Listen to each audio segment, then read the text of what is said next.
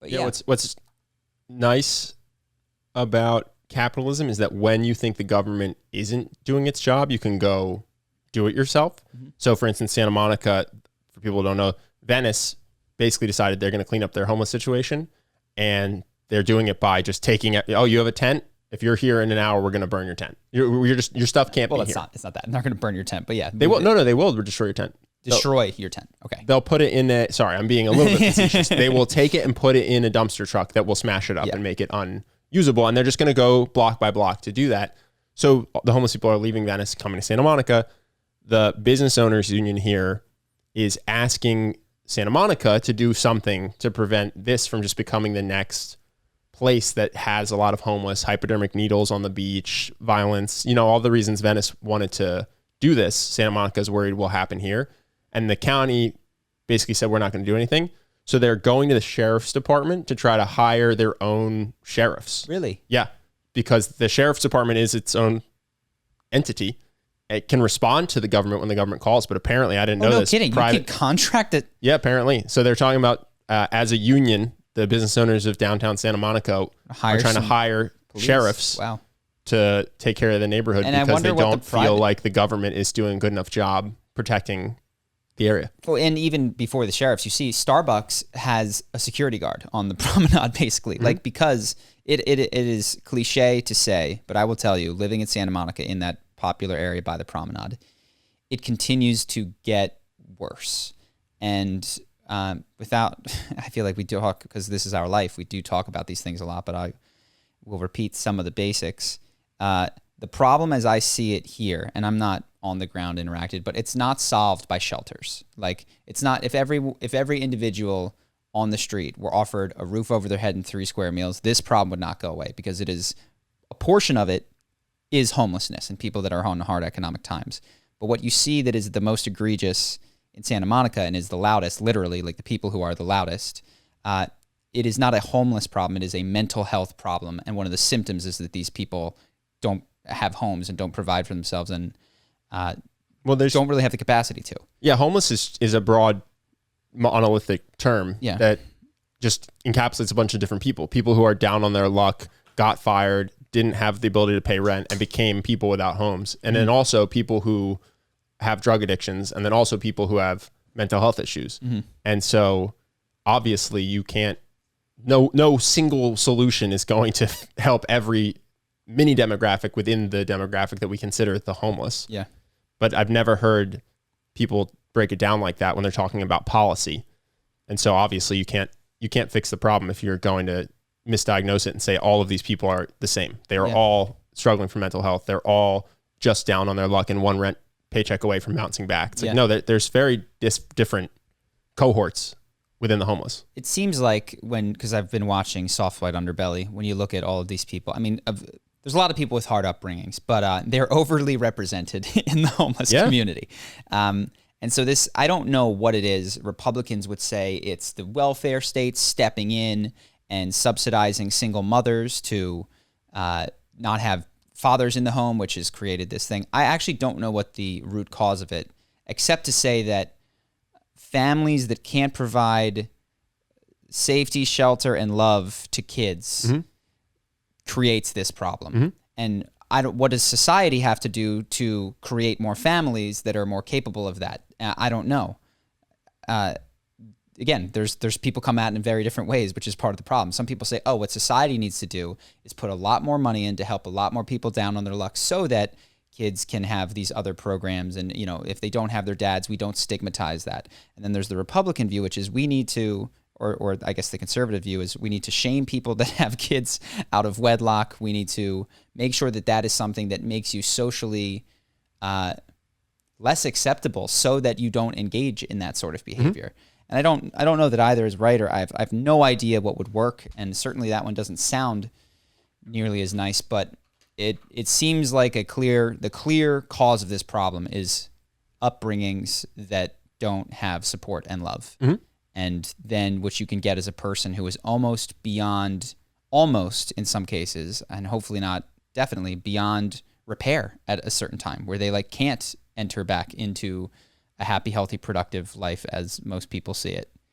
Because yeah, man, when you're out there, you're like, I've watched it on Soft White Underbelly. I talked to a homeless guy on the beach the other day. They're in bad mental spots. Yeah. You went back to his place, right? Yeah, I went back to his place just to see how he was living. Made a friend. I was very scared. It is scary. That's the other thing that is a shame of it, because it's terrifying. It's terrifying. I went back to this guy's place. I was trying to be a little bit more heart opened and heart centered. It was late at night on the beach. Long story. But I went to go give this guy my sweater because I was out there alone on the Santa Monica beach, and it's a long beach. I don't want to say it's a half mile, but it's so long. And so by the time you get to the ocean at night, which I don't think I'm supposed to be, it might be illegal, but nobody cares. So I'm out there. Yeah, but from street to water is a long distance. Long. Yeah. So when you hear the ocean, you can barely hear Pacific Coast Highway. Mm-hmm. And if you're to scream by the ocean, no one is going to hear you. Yep. So I'm out there, and there's this person who is rummaging through the trash, and I'm like, oh, this is awful. I feel terrified of you, but you're also in desperate need. So I'm like, okay, what I'm going to do? I'm just going to give him my sweatshirt. I go to give him my sweatshirt. Immediately, he speaks in Spanish. He says, quiero ser tu amigo, which is I want to be your friend.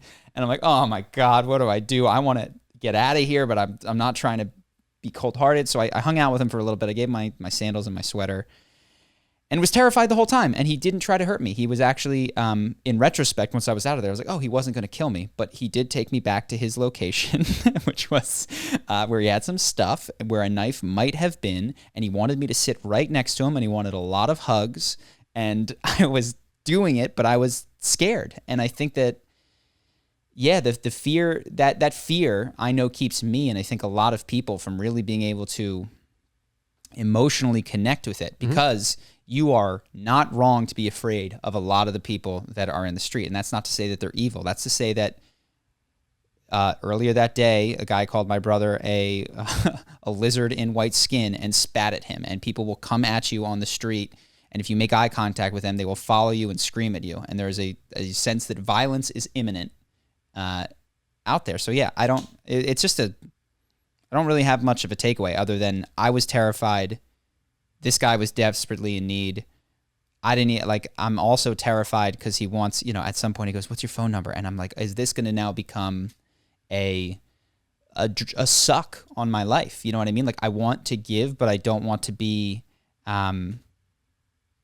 drained, if that makes sense. And it's, so I didn't give him my number, and I go, is that the right thing? Is that the wrong thing? And I'd really like to talk to SW, Soft White Underbelly, because he's a guy who hangs on a Skid Row, and I know gives a lot, but also has hit limits of his giving, where he's like, I won't do that, because he has seen that, A, it drains him too much, but B, it doesn't work in many of the circumstances. Like, there are things that he won't give. He often offers people, I think, like cheap cell phones to stay in touch with their family, but that can even just get pawned and turned into something that continues a destructive spiral. So yeah, it's messed up as a society. And I think part of the problem is that a lot of people that are making decisions do not have contact with it.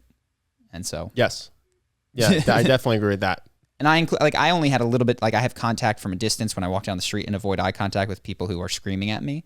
But you also need that close person-to-person contact to feel the sadness of the story and the desperation and what created it. Oh, and well, also, if you live in a rural area and you've never encountered homeless, or like when I was growing up as a kid, when you see a homeless person, what you see is you're driving in your car, which is obviously safe. Someone's on the side of the road selling soft pretzels or trying to wash your car. Yeah. And that's your idea of homelessness. And then people are saying, oh, well, what should we do? And you've never felt threatened. You've never been around 6 homeless people at the same time, or walked through a homeless encampment. It's just not something you've ever experienced. And so then you have an opinion of something and what should be done without having any actual firsthand experience with it. And I think that's probably true of a lot. I mean, I'm sure people have views on abortion that have never known anyone that got abortion, or anyone that got pregnant on accident, and people have views of gun control without having ever been near a gun. And it's probably true of everything, but I see it a lot with this particular issue just because it's so easy to not experience it unless you live in certain areas. Yeah. Yeah. And so I walk away from that going, man, I don't know if I was too risky in my behavior or if I just gave a guy a sweater and sandals that he's going to sell for drugs. And you know what I mean? And now I'm walking home barefoot. So it's like, and you just don't even know the outcome of your behavior so many times. So it's tough. Hope that you guys enjoyed that clip. If you want to see more like this and have us do more podcasts, we are 100% funded by our generous patrons. And if you'd like to contribute, there's a link in the description, and we'll have one pop up on the screen right here so that we can do more podcasts where we have fun conversations and hopefully some deep ones like this. Either way, hope that you enjoyed the video, and I will see you in the next one.